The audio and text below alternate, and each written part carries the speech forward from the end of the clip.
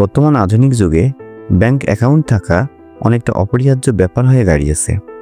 নিত্যদিনের অজস্র প্রয়োজনীয় কাজকর্ম ব্যাংকের মাধ্যমেই করতে হয়। আপনার টাকার নিরাপদ আবাসস্থল হতে পারে ব্যাংক। এছাড়া বিভিন্ন রকম টাকা পয়সার লেনদেন করতে হয় ব্যাংকের মাধ্যমেই। তাই ব্যাংক অ্যাকাউন্ট না থাকার মানে হচ্ছে আপনি অন্যদের থেকে অনেকটা পিছিয়ে। কাজেই ব্যাংক অ্যাকাউন্ট না থাকলে দ্রুত একটি অ্যাকাউন্ট খুলে নেওয়া অত্যন্ত জরুরি। হ্যালো ভিউয়ার্স, আসসালামু আলাইকুম। আজকের ভিডিওতে থাকছে কিভাবে অতি সহজে আপনি ব্যাংক অ্যাকাউন্ট খুলবেন, কি কি ডকুমেন্ট রেডি করবেন এবং ব্যাংক অ্যাকাউন্ট খোলার আগে কোন বিষয়গুলো অবশ্যই মাথায় রাখবেন। তাহলে চলুন শুরু করা যাক।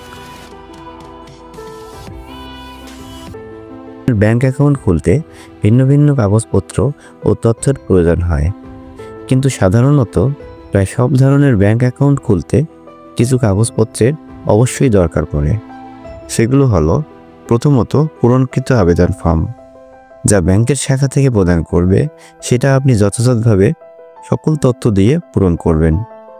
দ্বিতীয়ত স্পেসিমেন সিগনেচার কার্ড। অনেক ব্যাংক এটি অ্যাকাউন্ট খোলার ফর্মের সাথেই দিয়ে দেয়। এতে ব্যাংক অফিসারের সামনে অ্যাকাউন্ট হোল্ডার স্বাক্ষর করবেন।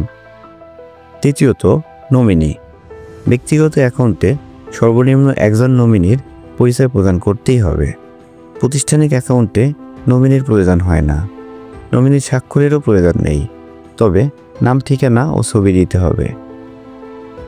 4 নম্বরে রয়েছে ছবি। অ্যাকাউন্ট পরিচালনাকারী প্রত্যেক ব্যক্তির 2 থেকে 3 কপি পাসপোর্ট সাইজের ছবি লাগবে। ছবিগুলো অবশ্যই সত্যায়িত হতে হবে। এছাড়া নমিনির 1 কপি ছবি লাগবে, যা হিসাব পরিচালনাকারী কর্তৃক সত্যায়িত হতে হবে।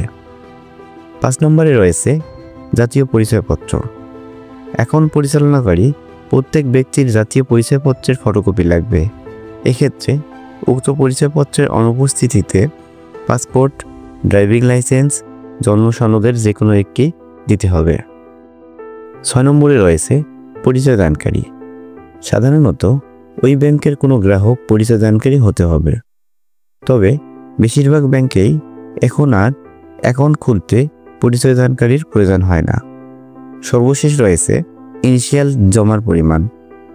অ্যাকাউন্ট নাম্বার পাওয়ার পর নির্ধারিত জমা স্লিপ পূরণ করে টাকা জমা দিতে হবে। সঞ্চয় ও চলতি হিসাবের জন্য ব্যাংক ভেদে 1000 থেকে 2000 টাকা লাগবে। ডিপিএস এর জন্য কিস্তি সমপরিমাণ ও এফডিআর এর জন্য এফডিআর সমপরিমাণ টাকা লাগবে। এখন আমরা জেনে নেব ব্যাংক অ্যাকাউন্ট খোলার আগে কোন বিষয়গুলো অবশ্যই বিবেচনা করা উচিত।